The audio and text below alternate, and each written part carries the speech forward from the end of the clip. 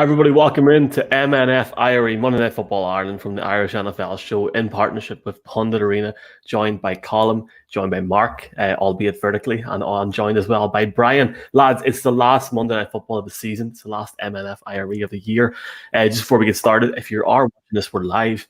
Ask us anything NFL related, and we'll try and get into your questions at the end of the show. Lads, welcome in. How's it going? Good. As I said, last Monday night game, quite a Monday night game to round things off. Given that the Bills are celebrating a first divisional win since 1995, it should be an interesting game as well. I'm sure Belichick is going to want to play party spoiler, but we'll get into that a little bit later on, I'm sure. Yeah, this time next week when we're doing MNF, I hope we're doing MNF, it'll be MNF Black Monday when we'll start to see a lot of head coaching changes very quickly. So we won't take away too much from the games that have to be discussed this weekend. But we're getting to that business end of the season, both for playoffs and for head coaches and potentially players moving on from their teams. Yeah, and actually on the Black Monday piece, obviously a number of teams have already done their. And certainly, unfortunately for Monday Night Football for ESPN, neither of these teams have, much to play for necessarily. The Bills maybe for a bit of seeding, but the Patriots obviously have nothing to play for in this particular game. They would have liked to have finished with a big bang. I'm sure that this was up for the division title and the winner of this will go on to win. But Black Monday to come and some other firings definitely ahead, which will be interesting. But obviously we've been starting this week with the following games with a firing of a different kind, Michael, I suppose. Indeed, we are going to have a look at that Bills-Patriots game later on in the show, but we're going to have a look at the big news so far today, and that is the Washington football team quarterback, Dwayne Haskins, has been released by the Washington football team, the WFT column. I'm going to get off with your reaction first of all. What's your opinion on that move? Obviously, a huge piece of news coming out today. I don't know if you've seen Ian Rappaport live on Pat McAfee. He literally looked like a kid that found out Santa wasn't real. Sorry if anybody's watching. And was like, I gotta go. Huge news. Yeah, should have happened a week ago. I talked about it on yesterday's show. It was a ridiculous decision to retain him and the right decision to move on. I think it cost them that game. I think it set a tone, right? Because it basically said that all that matters to us is trying to get to the playoffs. And I think the rest of the team looked at that and just didn't get behind it. I think you'd have some players who would be into that, some players who would have said that was a crazy decision, but you could see there was no buy-in. And that Haskins wasn't buying it. It was a train wreck. Any other, I think, I won't say any other. Most other owners, I think, around the league would have said, no, this is not okay. You can get away with a lot in the NFL, especially if you're performing on the field. But Haskins has been a nightmare. There have been rumors from the off, from as soon as he walked into the training facility, that he was a disruptive influence. And I am not in the least bit surprised. I just think that it came a week too late for them. I think if they had made the decision last week, they could have rallied around it. They could have said, "Look, we had to get rid of him because of A, B, C, D, E, F, G," and the players could have rallied around that. I think the only thing I'd say is that both on and off the field, he will not be missed in the Washington locker room, I would imagine. I think the reality there is, Colin, is they probably looked at the situation early in the week and probably recognised that the rookie quarterback that came in late in the game wasn't ready to start. And I suppose that for that reason only, they had to hang on for him for a week. I thought it was hilarious that he was coming in the fourth quarter trying to encourage that young quarterback on the field, and it's a bit too little too late to be trying to be a team player. You let your team down in the past week, and look, the minute Alex Smith made himself available for next Sunday's game against the Eagles, I think the decision was already in place. It was just a case of, let's make sure Alex Smith is ready to play, and then we'll move on quickly. And Riverboat wrong. put out a statement this evening basically saying, for the interest of the organisation, we have to move on. And it'll be best for both parties. I'm not sure where Haskins is going to go now. Like, probably end up on a practice squad or something like that next season, because I don't think anybody will take a chance on him. And just to the point of a disruptive character, sure, he went 15 in the draft when a lot of people thought he would have went in the top 5. So the fact that he dropped down that far and he landed to Washington, who never thought he would get there, kind of shows that a lot of teams have done their homework. And at the time, I don't think he's the answer long term for the Giants, Daniel Jones. I think it's clear to see that, the Giants have done their homework on Jones and done their homework on Haskins. And from a player point of view, in terms of them wanting to make a career for themselves, they made the right decision. Yeah, Ryan Leaf, Achilles Smith, Jamarcus Russell, Dwayne Haskins goes down in the annals of great, big, massive, noisy first-round quarterback busts. It's never been good. It got progressively worse and eventually became completely untenable for the Washington football team. He had too many WTF moments, really, for the WFT to continue to hold on to him for much longer.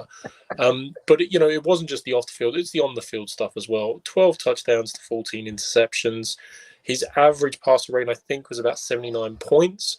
When you consider you can get 39.6 by throwing every single pass into the ground, that just doesn't cut it.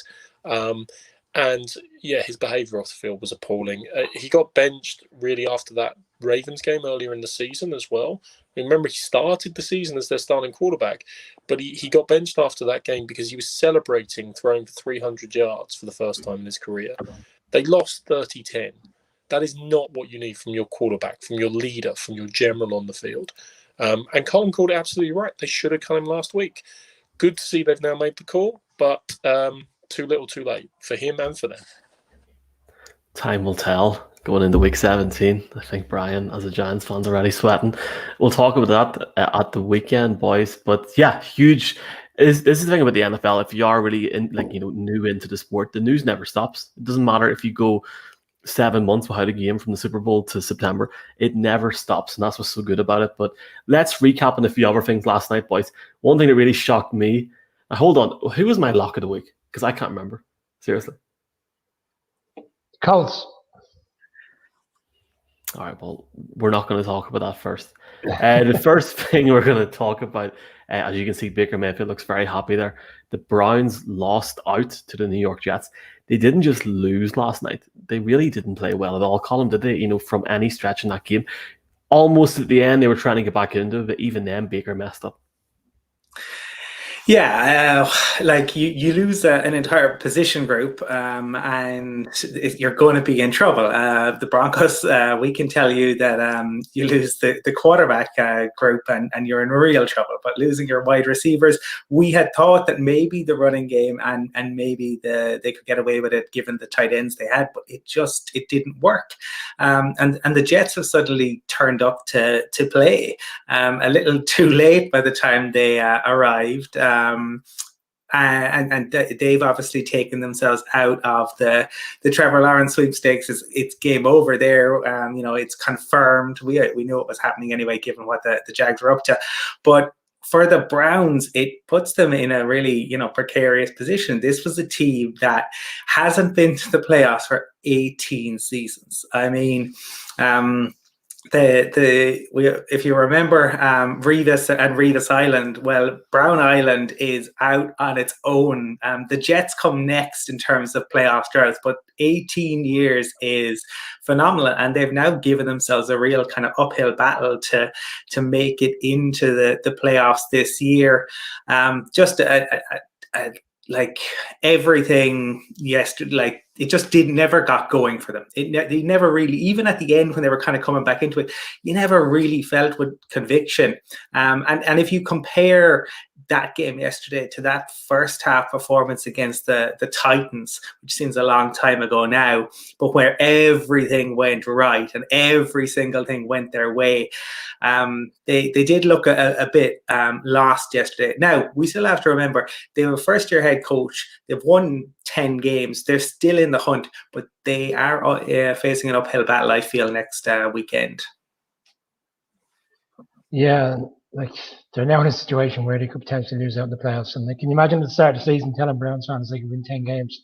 happy days. You know, you think it's a given you're going to make the playoffs, but it would be a Brown-like thing for them to win 10 games and not make the playoffs. From the Jets' point of view, the last 2 weeks since Greg Williams has left, you've seen a huge upward, you know, in terms of how well the defense has played. You know, last week against the Rams and this week against the Browns. And yeah, Colin, you're right. We said that they'd have enough, you know, in terms of the tight ends that are available, because some of them could potentially play wide receiver, but we thought the run game would be really effective, and it has been all season for Hunt and Chubb. But the Jets stacked the box; they couldn't run. They only got running in the fourth quarter. Sorry, the back end of the third quarter when Chubb scored a touchdown, but they couldn't do anything offensively for 3 quarters. And even towards the end, Michael texted me going, "Look, the Browns are going to score here," and I actually never felt they would. I just felt the Jets had tightened up, and then Mayfield fumbles and it's game over. So again, 2 weeks in a row, teams that are probably taking it as a given they were going to win the game and make the playoffs. The Rams last week against the Jets, and now the Browns. So I wonder if Gay's hanging on by his coattails in terms of hanging on to that job next year. Gase needs to be fired for all our sanity, and especially for the New York Jets. And you know, there'll be too many admissions into the insane asylum if he doesn't get fired. Look, it was a Sweet 16. It was Week 16. It was a Sweet 16 for many teams. The Steelers secured eventually the AFC North Championship. The Chiefs secured the #1 seed, again, eventually, making hard work of beating the Falcons, to say the least. Seahawks secured the NFC West for themselves. And the Saints and the Bucks, as we already alluded to on the Sunday show, shored up their playoff spots, and the Saints winning the NFC North. But most importantly, you guys alluded to it, the Jags, they secured the #1 pick in the NFL draft next season. So that's big for them, obviously. So they must be delighted. But there were a couple of big losers of the weekend. You alluded to the Browns, but the Browns at least do still control their own destiny. And they'll still make the playoffs if they either beat the Steelers or if the Colts lose, or there's another weird and wacky way. But basically, they're the two main ones. But the Colts, of all teams, thrown away that 3-touchdown lead in the second half to Big Ben and the Steelers. Not only has that tumbled them, obviously, away from their lofty position, but now they don't even have things in their own control anymore. They have to win and get help in order to make one of the wildcard spots. Or indeed, if the Titans lose, and they'll win the AFC South overall. So that's a rather big tumble for them. And the same for the Rams as well now, who are basically saying, well, instead of being 96, 97% certain of going to the playoffs, if they lose to the Cards and the Bears win, both the Cards and the Bears make it in at the expense of the Rams. You know, guys, they used to say there ain't no party like an S-Club party. I say that's all wrong. There ain't no party like a playoff permutation party. That's where the real fun's at. There ain't no party like a Trevor Lawrence party, because he's coming to London, baby, 2 times a year. Probably the face of Broncos next year in London. Pandemic pending, vaccination pending. Colin, a transformative figure for that franchise. You would imagine so. But as Mark said at the top of the show, there have been enormously big first round flops before. I don't think Trevor Lawrence is going to be one of them. I really don't. But if you don't, like, you can get a generational talent, right?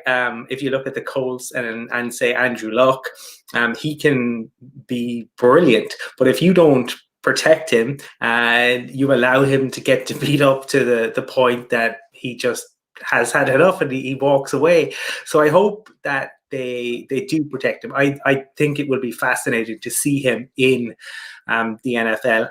And I think any football fan outside of the Jets fans will be pleased to see him go to an organization that will back him. You imagine that they will look to put weapons around him and build what they can. I mean, outside of watching our own teams, I mean, you always do love seeing, kind of 2 QBs go up against one another. So having Lawrence there should make things very interesting. And I suppose it depends on the head coach that goes in. I mean, I think Jacksonville are suddenly, you know, all sorts of attractive to everybody with Trevor Lawrence going in there, because as we can tell you with the Broncos, finding that franchise QB is the toughest thing to do.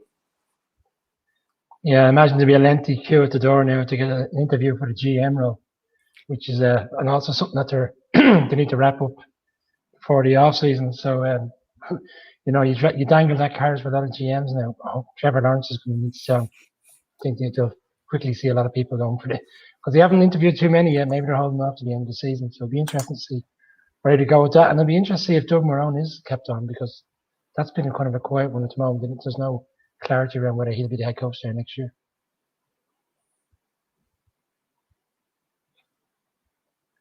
He can come off mute. I'll give you one for Jacksonville. Clear out Doug Marrone and actually hire probably the best coordinator in football at the moment, who needs to get a head coaching job and will get a head coaching job one way or the other. He's not an offensive coach, but he is, and destroyed Cliff Kingsbury over the weekend. Robert Saleh, defensive coordinator of the San Francisco 49ers. He will be one of the hottest tickets in coaching. And if I'm the Jags, if I'm any team, I'm going for him and turning him into a home coach and putting the keys in his hand. Just one other point I wanted to look back actually on the Steelers game. Big Ben and Deontay Johnson, both of them actually, it was like they read the Christmas Carol. Because the Christmas Carol, if you remember, guys, is one of the greatest examples of a great redemption story. You know, Scrooge starts off mean-spirited, hates Christmas, hates everybody, and then he, evolves as a character, becomes warm-hearted, kind, and wants to take care of people. The last 2.5 games, we've beaten up on the Steelers pretty bad. And one of the reasons is this quick release game. The Big Ben's been this quick passing game, holding the ball for less time, even than Brady at his peak, holding the ball for less time than any quarterback in the NFL, just got found out and wasn't working. And it was almost like at halftime, he turned around to Mike Tomlin, same difference, and said to him, he said, look, let me go back in time. Let me hold on to the ball forever. Let me try the deep shots and let me, take a few licks. Don't try and protect me anymore. And he did. He took a few licks. He got the ball down the field, and voila, they evolved. And Deontay Johnson, who was just dropping everything. You might as well call him Wes Welker. Nice Super Bowl reference for Brian there. He came good. Wes Welker is brilliant, don't get me wrong. But he came good at the end as well, which is great to see from such a young receiver and such a young receiving core. But credit to them. We've given them a tough time. So when they come good against a good defense in the Colts, you got to give it back to them.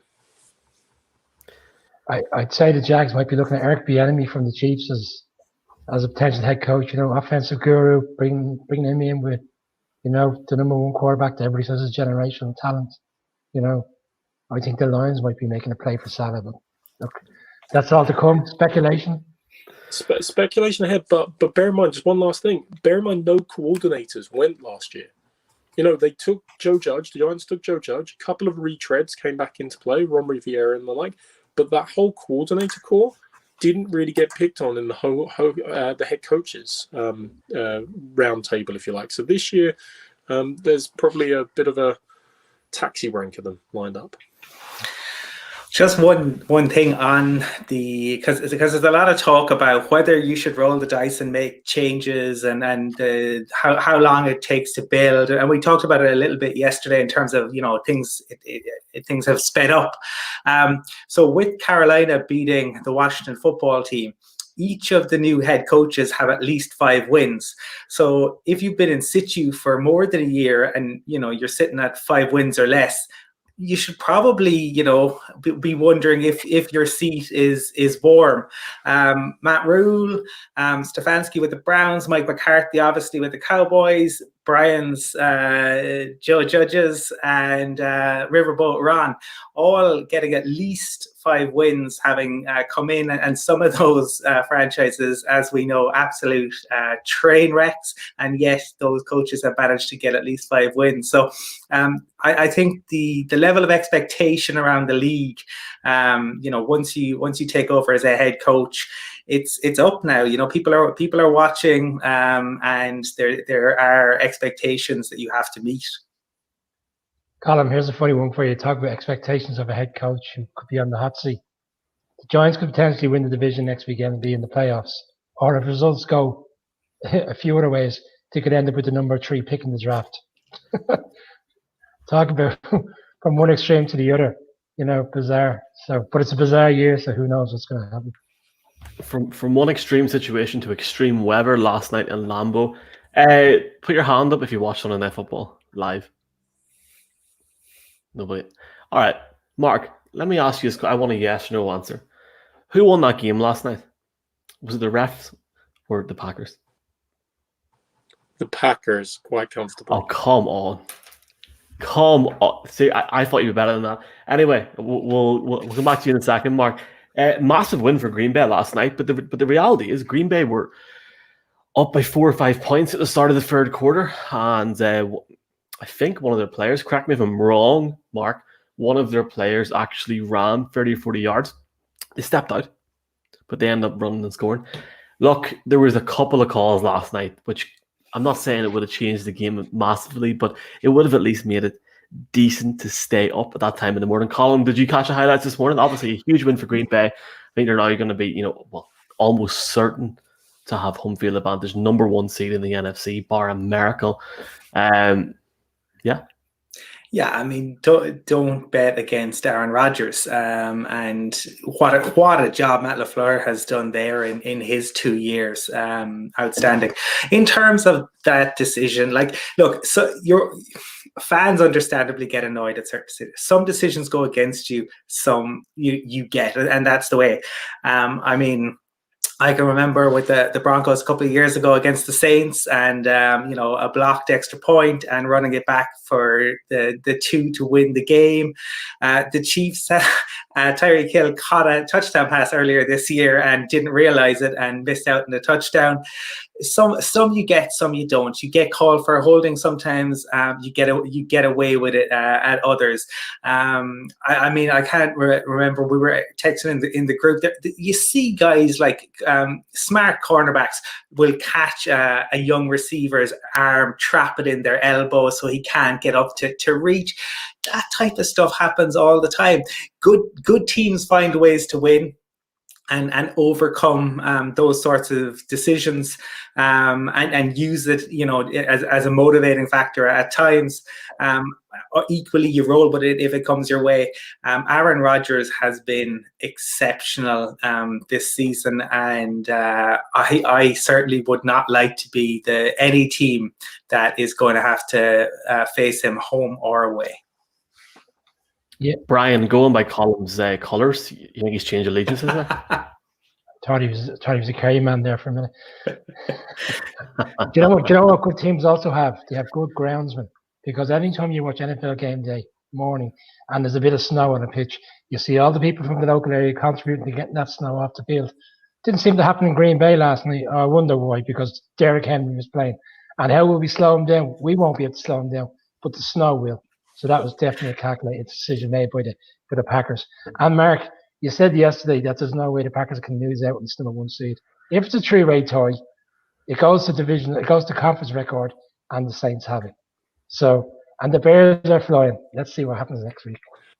All right, Brian, I'm going to break this. I'm going to break this one down for you. If it's a 3-way tie, it first goes on conference record. Conference record eliminates the third place team, which will be the Seahawks. Then it's between the Packers and the Saints, and then it goes on head-to-head, which the Packers have and everything. I'll send it to you afterwards. The Packers have to beat the Bears. As long as they beat the Bears, I'll send it to you now, Mark. They've got it. They've got it. You got to understand the way the tiebreakers work. It's okay. Send it right now, live. Send it now.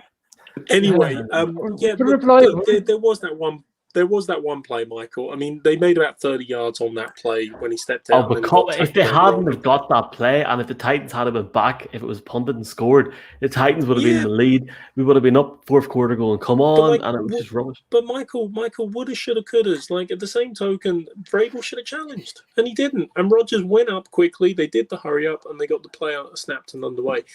Like, there are eternal great woulda, shoulda, couldas. I mean, I mentioned Wes Welker. What if he caught that pass in 2011?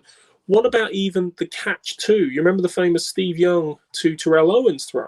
which won I think it was the NFC Championship game. I know it was the NFC Wildcard game that year. About 5 plays before that, Jerry Rice clearly fumbles the ball and Green Bay recovers it, but there was no instant replay at the time. So if you're a Packers fan, you're kind of going, well, I think it was brought in the season after, and that was prime example number 1 as to why they needed instant replay. So every team has the woulda, shoulda, couldas.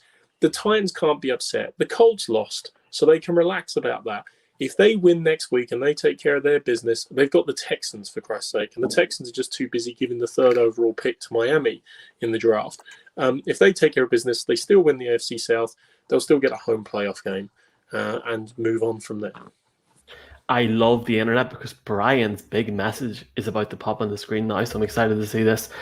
The Saints, Packers, Seahawks would each need to finish 12-4 for the road to Super Bowl, blah, blah, blah, blah, blah. Because there's a three-way tie between New Orleans, Green Bay, Seattle will be decided by conference records rather than head-to-head results. This gives Saints a way to elbow their way to the top. Saints beat Packers, Bears beat Packers, Seahawks beat 49ers. Look, the Bears aren't beating the Packers. They're not. Unless the Bears start giving money to the refs, not going to happen, boys. The Bears played really well yesterday, but they were playing the London Jaguars, so it's not going to happen. Sorry, I can't read it, Michael, so can I just ask, Brian, are you saying if the Packers beat the Bears, there's still a way for them to lose the number 1 seed? No, sorry. No, if the All-In... Yeah. My point, record, exactly. My point on this all along has been simple. It doesn't matter what the Packers did this week. And it's a three-way tie.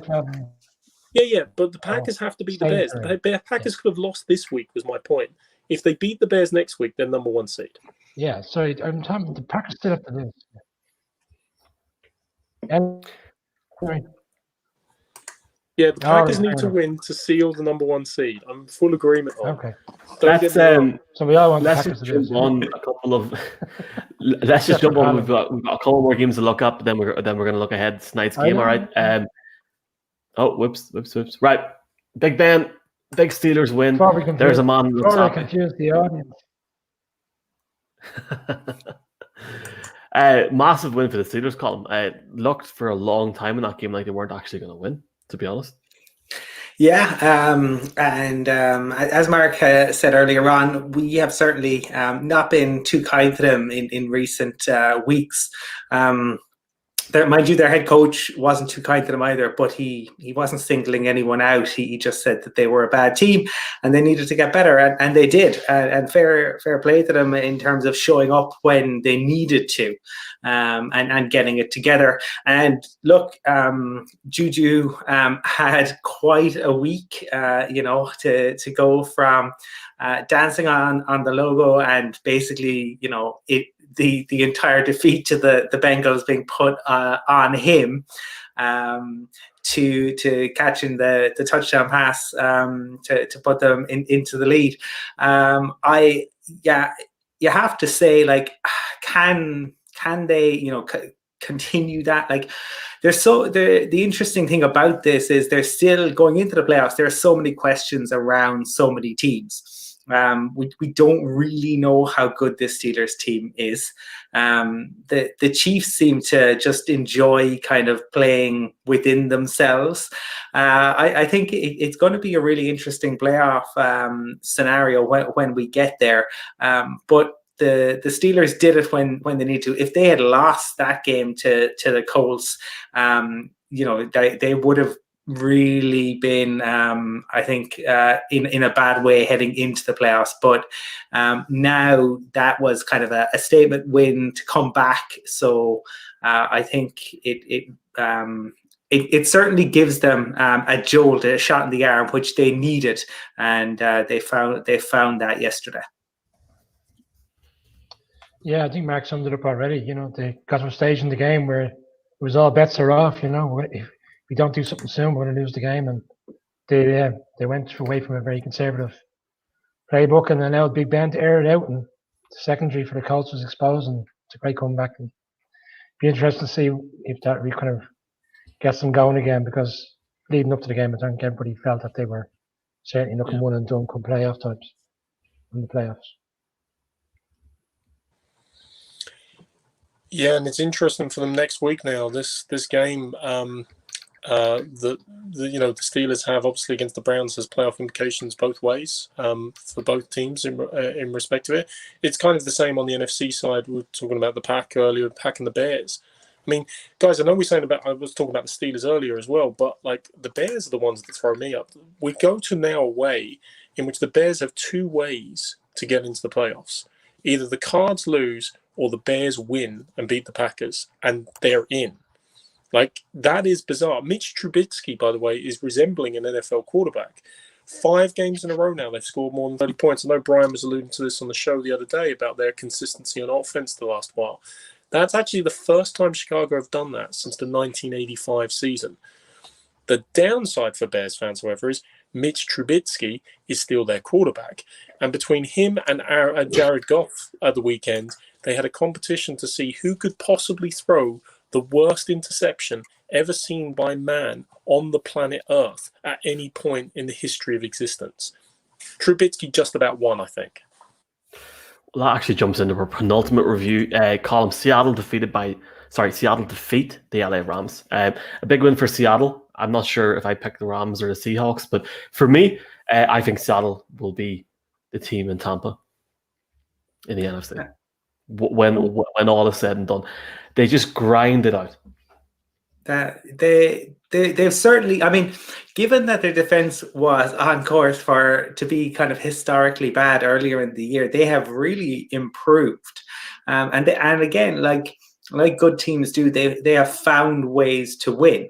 And McVay had the voodoo hex over them up until last night. So you would say that definitely nobody will enjoy playing the Seahawks because Russell Wilson is capable of doing, brilliant things, even if he certainly is not in the sort of form that we saw him earlier in the season. But they have a good running game and their defense coming into form, and they're beginning to get sacks as well.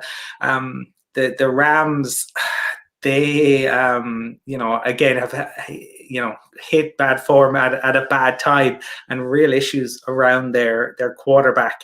There are going to be some really interesting QB questions in the off season because you now have the Eagles lumbered with Wentz's contract, but the Rams, given the type of money they're paying to Goff, he is not performing at the level that you would expect.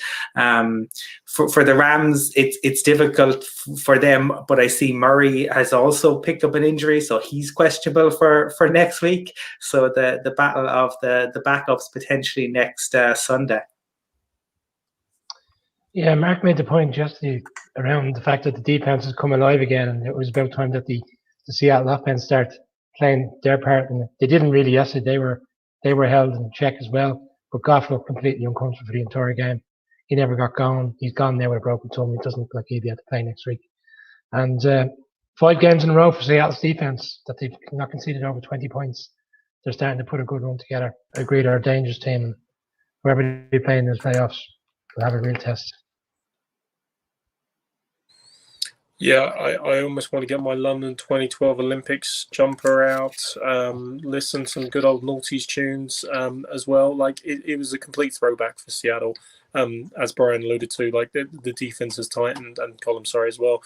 Defense has tightened. They're playing the old traditional Seahawks play. They're not putting everything on the shoulders of Wilson, although it would have been nice to see a bit more out of the offense. But they did more than enough. McVay and Goff... God, I mean, I started to believe in them this season a bit more. Like, until now, I've been a real cynic saying that, they can be found out. The Super Bowl was evidence of that. He's a talented offensive coordinator. Goff can make all the throws, but don't trust him to make decisions and don't trust him to think, really. Just point and click a little bit. And this season, I thought he would come good. I thought his evolution was good. I thought the Rams were putting it together.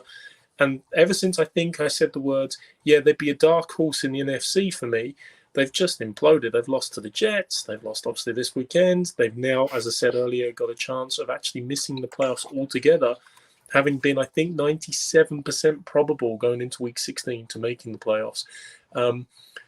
that's not a pleasant sight. And the Seahawks, if they keep that up, then great things ahead and abound in the playoffs, and that's the type of football they need to be playing. But fair play to them for finding a pass rush under the sofa and under the floorboard somewhere along the way as well. Yes, sir. And that is pretty much the recap from Sunday. We're not going to talk about Mahomes. No, we're not. We're not going to talk about the Chiefs. The Chiefs won in the last couple of minutes of the game. Well done. Yippee-ki-yay. Who cares? LOL. I'm only messing. I just don't like the Chiefs. Do we have to talk about it? No. Well, what we can talk about is the Texans, because talked about it a little bit yesterday. Deshaun Watson now holds the franchise touchdown record, and yet they lose again. But then you see I don't know whether those watching have seen the JJ Watt video, but quite a stirring kind of like if it was in any given Sunday or a Hollywood movie, it would be quite a rousing speech talking about the privileged life of sports people and the need to put the effort in, and the fact that they only have to play so many games and what they get to do for work. I am very interested to see whether JJ Watt is there next year, and what they do. I'm very interested to see what Deshaun Watson does the offseason. I'm sure he would love a way out, because he is a phenomenal talent who, his best years are wasting away, I feel, with the Texans.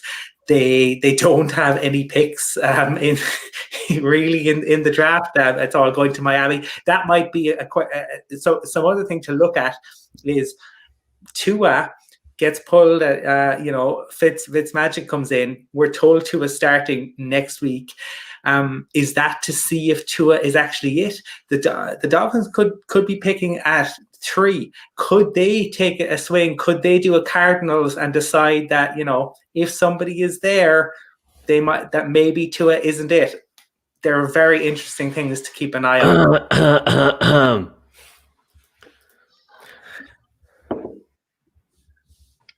Yeah, wherever Watt go, if he moves on, maybe he'll end up with the Chiefs and win the Super Bowl in his last few years. What didn't Wade move from the Cowboys defensive player and win at the Broncos? Similar scenario. Yeah, wouldn't surprise me. Honey Badger as well is a good example. I on the Texans, because it was a game that we said didn't really mean too much. The only thing I take away is that the Dolphins are probably delighted with the situation, because they're now up to the number 3 pick, as Colin has touched on. So happy days for Miami, playoffs and a number 3 pick. Yeah, Michael, I know you don't want to talk about the Chiefs, but we could talk about the Falcons. If you're a Falcons fan this year, I mean, can we just send them antidepressants now in the post? Seriously. I feel devastated. I mean, I don't feel devastated for them. I kind of laugh at it a little bit, but I do feel sorry for them. I do agree some empathy, but Schadenfreude is definitely strong with this. They've thrown away the game against the Cowboys, thrown away the game against the Bucks. They found new ways of losing. They've obviously lost a head coach along the way. And then this weekend, Younghoe Koo, who, if you remember, came into the league in a bag full of infamy, kicking for the Chargers, missing, I think, 4 of his first 5 kicks, giving away games left, right, and center, got cut by the Chargers. He has had his redemption song this year with the Falcons. Great kicking performance all this year. Made the Pro Bowl, actually featured in a great spread. I think it was in SI or it was in ESPN about the being a role model for Asian American athletes in the NFL, and isn't this great? And then promptly his big moment on the big stage, take the defending Super Bowl champions to overtime, and it was shanky, shank. Well, I want to take this opportunity to just congratulate the Cincinnati Bengals on a big victory in Houston last night. It was a big win for them. It is low key like the best fight song in the NFL. 100%. Tough.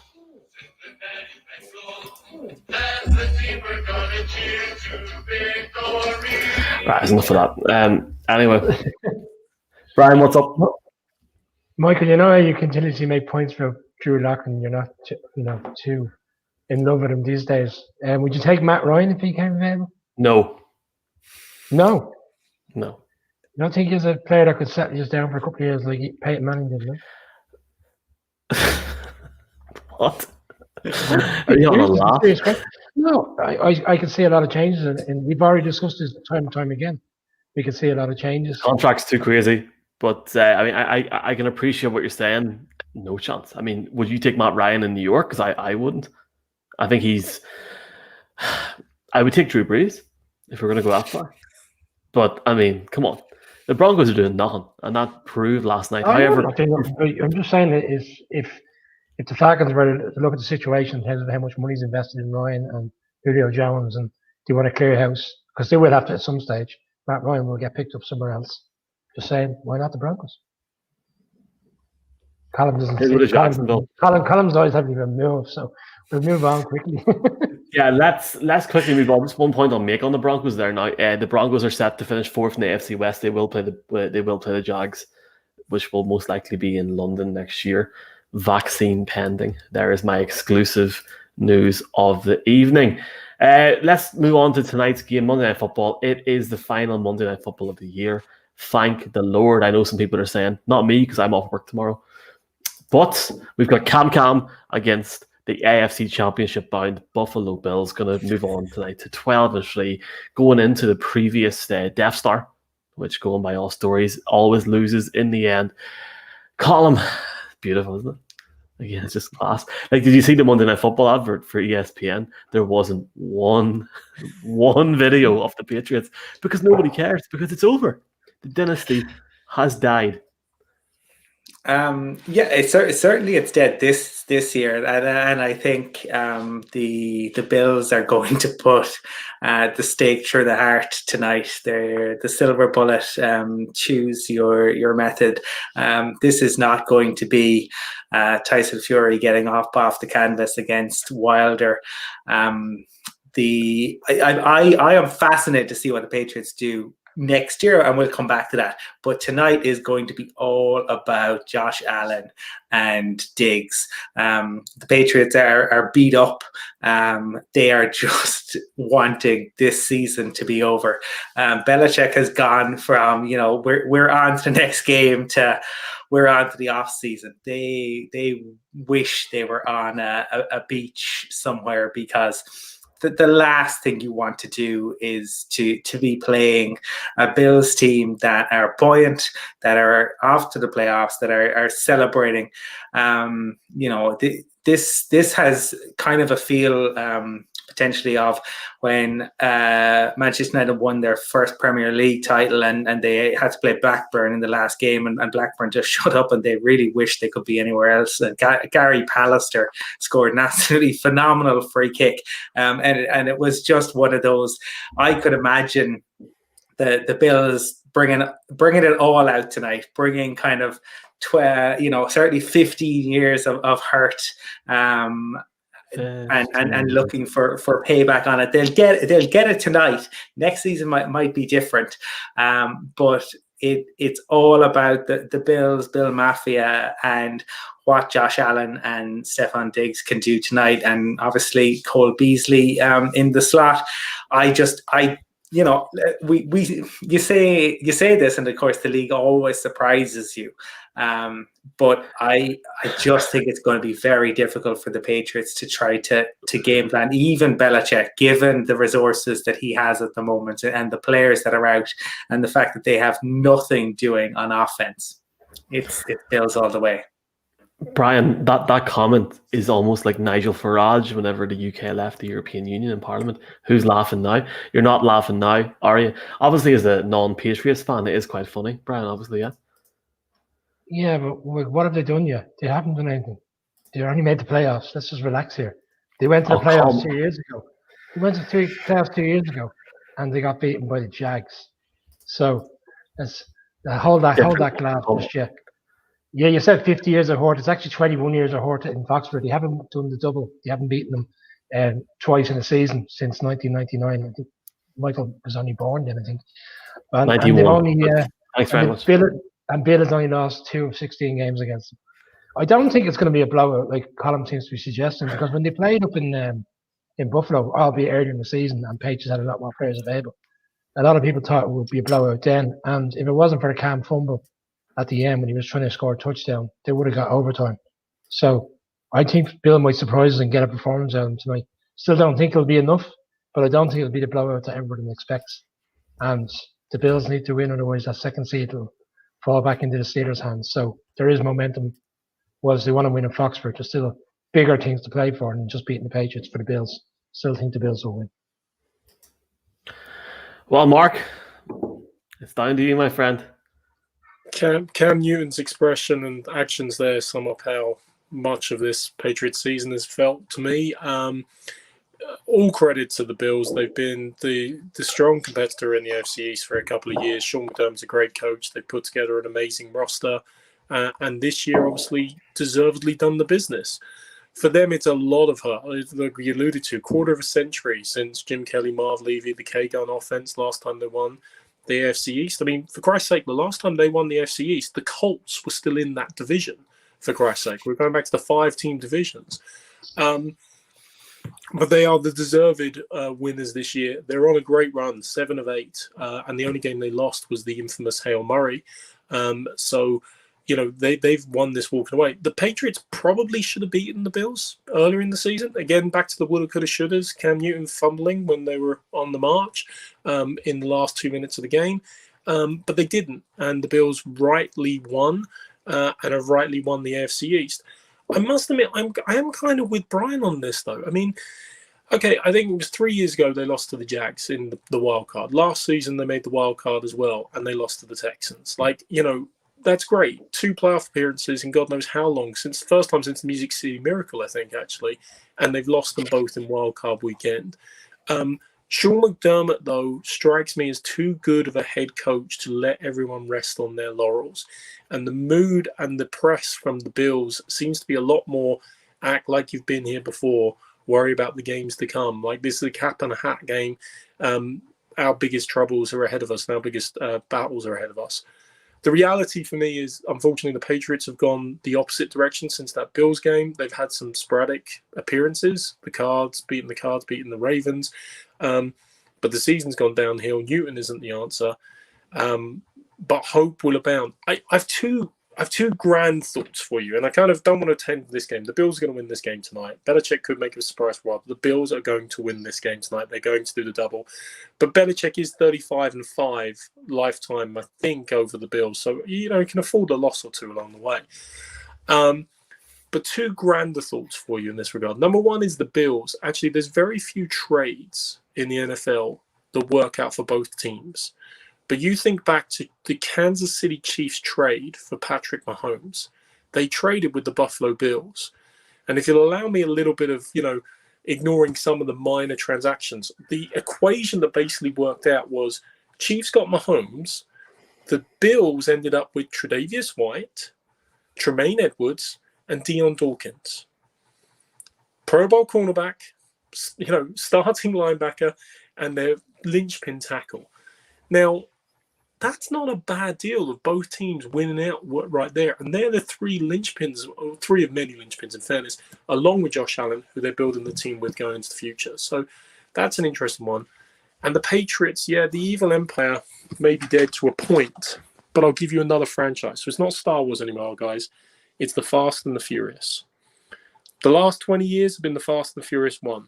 Great movie, high octane, lots of speed, lots of crashes, but then some great performances and a redemption story. You know, 6 Super Bowl rings going off into the sunset. This season has been Too Fast, Too Furious. An awful movie. Lead star isn't there anymore.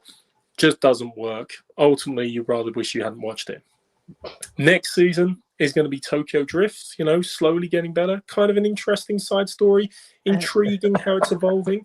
And then we're going to get up to Fast and Furious, the reboot, which is the 4th movie, Fast 5, Furious 6, Furious 7, go on to bigger and better. That is the analogy now for the Patriots going forward. Basically, Tom Brady is Vin Diesel, or Bill Belichick is Vin Diesel, someone along the way. I don't know who Paul Walker is and it's going to die, but we'll figure that out along the way. Look, let me just back in here for a second, all right? If it was Tokyo Drift, I'd be happy enough. Like, to be fair, that is, no. Okay. Sound old here. Let's just take our picks for this game. I don't need to go around again and talking. The Patriots are a nobody now. Nobody cares anymore. It's over. It is over. It's done. Arrogance is finished. He will never win a ring ever again, and you can take that from me. It's never going to happen again. He's finished. And I'm on to the Bills winning this game by 14, 20 points. Mark is sounding like a Liverpool fan going on about how many wins Bill Belichick has. Nobody cares. It's done. It's in the past. The Bills are going to the Super Bowl. The Bills will win this game, and they will improve to 12, actually. Incredible. Do not talk down about the Bills on this show. We have a big week this week, so let's try and keep it, But yeah, all good for me. The Bills are going to run away with this game. No issue whatsoever. I will happily do an apology live if the Patriots win. Colin, who have you got and why? I'm still stunned. Yeah, that's my reaction to you saying Bill Belichick will never win another ring. If you say that twice more, Julian Edelman shows up in your mirror. You don't tempt fate with Bill Belichick. The man can, he does the water into wine trick. Tonight, though, he's not doing it. And Brian, look, yeah, of course, they haven't won anything as yet, but go back. It is so long. They are so long suffering. Marcus pointed out it's the 35-5. Yeah, they're allowed to celebrate a little bit. They're allowed to go off a little bit. And yes, it was closer earlier in the season, but the Patriots, remember, they started off well, but they have just, as the season's gone on, those missing pieces have taken their toll. They've had more injuries. It's become more and more obvious that Cam isn't the answer, and that much like the Browns, there is no wide receiving core. There is no tight end core, and that has it's cost them. They're just worn down. I don't think it'll be a blowout, but I think the Bills are going to win by probably 2 scores tonight, and they march on towards the playoffs. What they do there is up to them, but I don't think they have the fear, or they won't be overawed in the same way that they have been in the past. Per wee Pat. Yeah, you say overawed, Colin. I referred to the playoff game against the Jags 2 years ago. I forgot about the meltdown in Texas in Houston last year when they were up by 2 or 3 scores, and then Josh Allen went off for like a rabbit in the headlights and was showing lateral moves everywhere you go in that game. Yeah, look, the Bills for me are going to win. You touched on the wide receivers and no tight ends. 1981 was the last year in the NFL where a team had combined the least touchdowns between their wide receivers and tight ends, and the Patriots have it this year. Not a record, I think they'll want to keep. So maybe they'll have to go out and score 2 or 3 touchdowns tonight to get over the hump. I think it'll be a tighter game than everyone thinks. I still think the Bills will win. Yeah, to be that record, Brian, we have to trust Cam Newton to be able to throw a ball to a wide receiver, which I don't very often, or honestly, to be honest with you. Yeah. There's a lot of said about Brady and his dink and dunk offense and everything, but my God, you don't realize how spoiled you are until you see a quarterback trying to complete a 5-yard out or a simple slant pattern and throwing the ball into the dirt. Well, guys, you're Broncos fans. You understand that pain. But seriously, that has been obviously a marked drop down. We're going against, actually, tonight, 2 of the most efficient red zone quarterbacks, particularly for running. I quoted Josh Allen's amazing stats. He's never thrown a pick in the red zone. He's added on 22 or 23 rushing touchdowns, as well as 35 touchdowns passing. He's super efficient in the red zone, which is, pleasant to see. And Cam, obviously, is a rushing threat. But for me, it has to be the Bills tonight. They still have something to play for. They want to get that second seed, secure that second seed above Pittsburgh, so that if both teams win out, Steelers have to come to visit them in the playoffs. So that is important for them. The Patriots have nothing to play for. Belichick is the greatest coach of all time, Michael. I am not writing him off. I am not writing off the Patriots. And in fact, I'm going to call it now. Pick number 14, 15, wherever we end up. Mac Jones, quarterback, Alabama, going to the New England Patriots. The dynasty will continue. Right. Okay. Full house. Just before we go, lads, well, go Bills tonight and all that, but just before we go, we're back on Thursday with a really special guest. You don't want to miss that. That's all we can really say right now, but quite, substantial. Feel free to join us Thursday, 12 p.m., but it'll be online all day. We're on Saturday as well, another big guest. You don't want to miss that. We're back on Sunday at 9 a.m. I mean, we'll do live, boys. Yeah, everyone nod ahead. Live. See. All right. Yeah, for the final weekend of the regular season, certainly. Just one quick one. I Mark, the big concern I would have is Bill Belichick going to have a nosebleed from picking so high in the draft? Yeah, it's unusual. Gerard Mayo, actually, I think when we got the pick from the 49ers, was the last time we were up kind of this high in the draft. So it will be a bit unusual. But actually, guys, one stat I wanted to share with you all, because obviously with the Washington meltdown, and we haven't dwelt on the fact, Brian, obviously that's great news for you and your Giants. We are fundamentally confirmed with two key stats. Number one is we're going to have the third playoff team with a losing record outside of the strike season. Seattle Seahawks 7-9, Panthers 7-8-1, and one of three who will finish with a losing record in the NFC East. And Brian, one of those teams will make history. The first team to start 2-7 or worse and still make the playoffs will be one of the Washington football team, New York Giants, or Dallas Cowboys. I can't wait. I was just going to say, isn't it great to go into the final regular season show on Sunday and have at least one of our teams potentially with the opportunity to go to the playoffs? At the start of the season, if someone said to you, come week 17, you've got an opportunity to make the playoffs, you'd take that any day of the week. Now, the problem is that team has only won 5 games this year, but lo and behold, we have a chance. And to be honest, it's not that unrealistic to think that we can't beat the Cowboys, and the way Washington's offense has been struggling and Philadelphia's team has been playing overall over the past few weeks, that they could do the business against Washington later on in the evening, because it's been flexed into Sunday night football. So we'll have a long old way if the Giants somehow pull it off, but we'll see how the week goes, and then I'll make my pick on Sunday. Well, it could be a late one for you on Sunday, Brian. Who knows what's going to happen? There you go. But boys, I'll see you on Thursday for the big game. And on that note, see you then, boys. Yeah, have a good one. See you then. Thanks, guys. See you guys.